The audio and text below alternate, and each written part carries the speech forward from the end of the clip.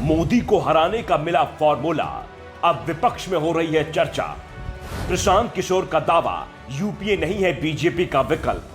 देश को यूपीए नहीं, दूसरे मोर्चे की जरूरत। कांग्रेस दूसरी बड़ी पार्टी, लेकिन दूसरा मोर्चा नहीं। पीके की कांग्रेस में शामिल होने की चर्चाएं थी। कांग्रेस के लिए वो चुनाव रणनीति तैयार करने की जिम्मेदारी उठाने के लिए तैयार थे। 2024 में वो कांग्रेस को बीजेपी का विकल्प बनाने को तैयार थे। सोनिया गांधी के साथ उनकी मीटिंग पर मीटिंग हो रही थी, लेकिन आखिर में आकर बात बिगड़ गई। पीके ने ही मना कर दिया कि उनके लिए कांग्रेस में काम करना मुश्किल है, शामिल होना तो और भी मुश्किल है। कांग्रेस खुद को बदलने को तैयार नहीं है, इसलिए बात फाइनल नहीं हो पाई। बातचीत टूटी तो पीके अपने दूसरे काम में जुट गए। अगले साल तेलंगाना में भी विधानसभा चुनाव होने। कांग्रेस से पीके के दूर होने के संकेत मिलते ही टीआरएस सक्रिय हो गई है और उसने पीके के साथ समझौता कर लिया।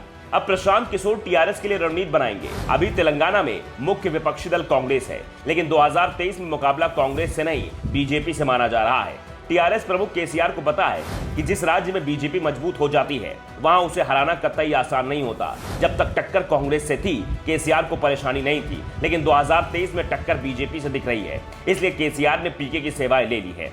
पीके कांग्रेस से दूर हुए तो अब वो कांग्रेस की कमजोरियां बता रहे हैं। वैसे कांग्रेस की कमजोरियां तो वो सोनिया गांधी को भी बता रहे थे, तभी आजकल कांग्रेस में धड़-धड़ फैसले हो रहे हैं। लेकिन अब पीके ने साफ कर दिया है कि आज की कांग्रेस बीजेपी का विकल्प नहीं हो सकती।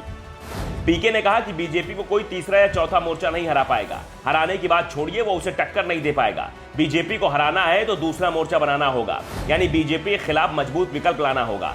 पीके ने कहा कि एक मोर्चा तो इस समय तैयार है और वो मोर्चा बीजेपी का है, दूसरा तैयार करना है।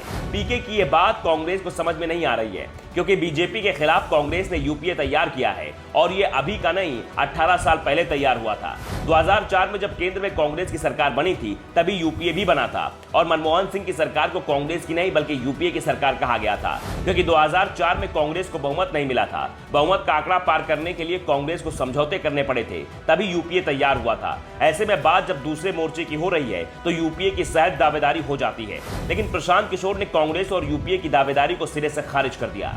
आज यूपीए में जो पार्टियां दिखती हैं, वो राज्यों में कांग्रेस से साथ मिलकर चुनाव लड़ेंगी, यही तय नहीं है। ऐसे में कांग्रेस अकेली पार्टी है, उसे विपक्ष की सबसे बड़ी पार्टी माना जा सकता है, लेकिन मोर्चा नहीं। कांग्रेस जिस मोर्चे की दावेदारी कर रहा है, वो बीजेपी के सामने टिक ही नहीं पाएगा। हराना तो दूर की बात होगी, उसे दूसरा विकल्प नहीं माना जाएगा। बीजेपी को हराना है तो दूसरा फ्रंट ही बनाना होगा, दूसरा फ्रंट ही बीजेपी को मात दे सकता है।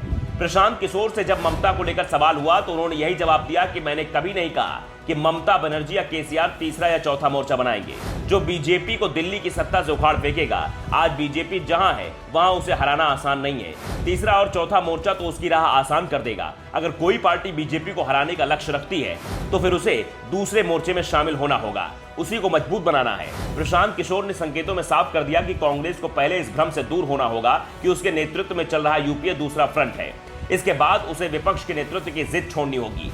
कांग्रेस अगर इस कुर्बानी को तैयार होगी, तभी दूसरा फ्रंट मजबूती से उभर पाएगा, नहीं तो 2024 में मोदी को रोकना बहुत ही मुश्किल हो जाएगा। Bureau report, the such.